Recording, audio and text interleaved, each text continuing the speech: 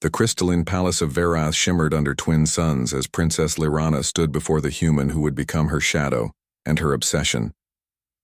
She had seen many guards in her 3 centuries of life, but none like him, and his name rolled strange on her tongue when she first spoke it aloud in the throne room where her father had presented him as her new protector. Ryan stood at attention, and his posture was rigid and military, but his eyes held something she had never seen in any of the warriors of her world, and there was a warmth there and a depth that made her forget the carefully rehearsed greeting she had prepared. The princess was tall, even by human standards, and her skin gleamed like polished mercury, and her eyes were twin pools of violet that could see across spectrums humans could barely imagine, and she had studied their species extensively after the alliance formed between Earth and the Verath Empire, but no amount of data had prepared her for the reality of standing near one. Ryan was not particularly tall for a human male, and he stood barely level with her shoulder. But there was something in the way he carried himself that commanded attention, and his dark hair was cut short in the military fashion, and his jaw was set with determination, and when he spoke his voice was steady and respectful. "Your Highness and I am honored to serve." Lyrana felt something flutter in her chest, and it was a sensation her people had long evolved past, and emotions were considered primitive and inefficient, but the humans had brought them back to the galaxy with their messy and chaotic way of existing. Over the following weeks, she found herself studying him with the same intensity she once applied to quantum mathematics, and she watched how he moved through the palace corridors, and how his hand always rested near his weapon, and how his eyes constantly scanned for threats, even in the safest chambers. She noticed other things too, and the way he smiled, slightly when he thought no one was watching, and the kindness he showed to the lower palace staff who others ignored, and how he hummed softly when he believed he was alone. One evening as violet rain fell against the palace shields, she found him standing by a window, and his face was turned toward the storm, and there was something in his expression that made her approach. "Despite protocol, you miss your world." He turned and surprised, and for a moment, she saw past the professional mask to something raw underneath. "Every day, Your Highness and my daughter would be starting school right now, and my wife makes this thing called pancakes on rainy mornings." Lyrana felt her hearts constrict, and she had not known he had a family, and humans bonded so strongly and so permanently in ways her people found fascinating and alien.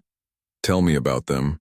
And so he did, and his voice grew warm as he described little Katie, who wanted to be an astronaut, and his wife Lauren, who taught literature at the university, and who always left notes in his lunch, and who kissed him goodbye that last morning before he shipped out for a 3-year assignment. Lyrana listened and hungry for every detail, and she learned about birthday parties and bedtime stories and the small rituals that made a human family, and she learned about love in a way no academic text had ever captured.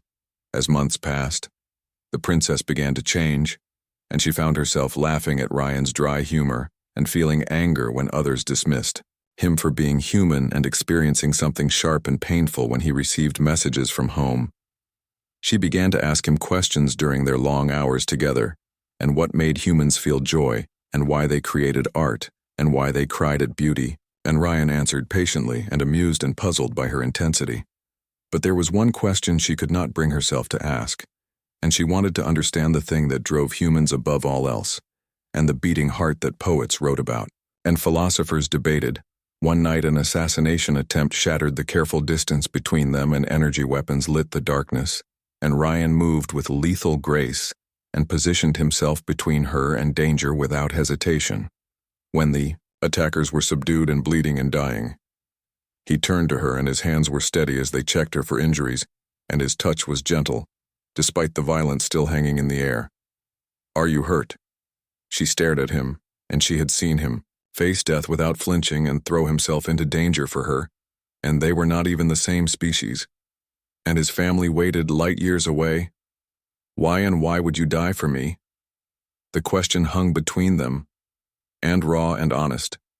Because it is right, not because of duty or honor or contract, but because of some fundamental human belief in protecting others and in standing between the innocent and harm, and in making choices that defied pure logic.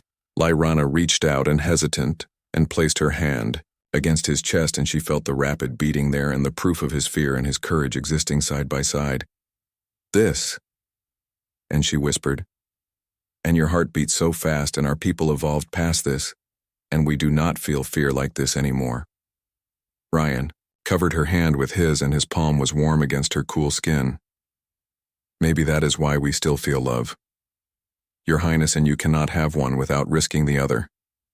Understanding crashed over her like a wave, and humans had not evolved past emotion, because emotion was their strength, and fear made courage meaningful, and pain made joy precious, and loss made love worth the risk. She felt tears form, and an ability her people had lost, and she felt them slide down her face while Ryan watched, with something like wonder. I envy you, and she said, and all of you, and you burn so bright and so brief, and you feel everything so deeply.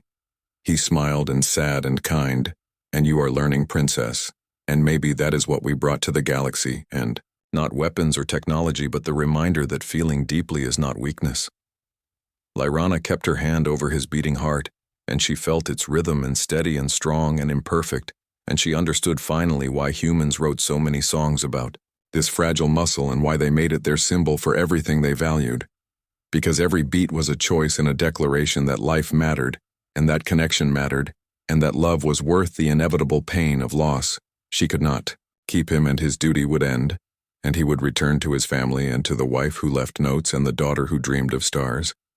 But he had given her something more valuable than his service. He had given her back her heart.